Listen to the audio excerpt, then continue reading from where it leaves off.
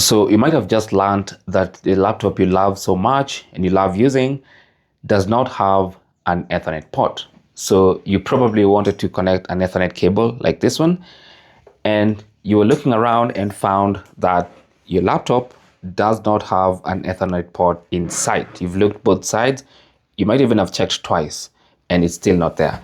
Now, most modern laptops do not have an Ethernet port because the Wi-Fi these days is so good and most don't actually need an Ethernet port. But if you want an Ethernet port or you want to connect an Ethernet cable to your laptop, you can still do it without an Ethernet port using an adapter. So this is an Ethernet to Type-C adapter,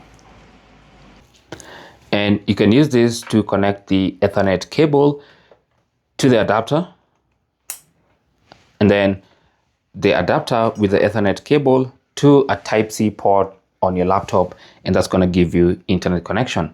Now, in case you don't want to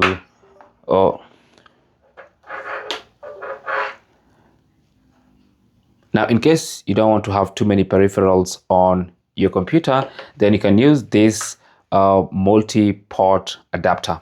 Now, it's still a Type-C connector to go into your laptop, but this one, on top of having the Ethernet port that you might want, you can also connect SD card, micro SD cards, you can connect USB devices, HDMI cable, and other Type-C devices with a power delivery Type-C port. So this one is a bit more versatile. It can do much more than just connect an Ethernet cable to your laptop. So depending on your situation, you can pick any of these two. I'm going to link them down below and of course in the video as well, so you can check them out. Maybe pick one up if you really want to use an Ethernet cable or an Ethernet connection to your portless laptop.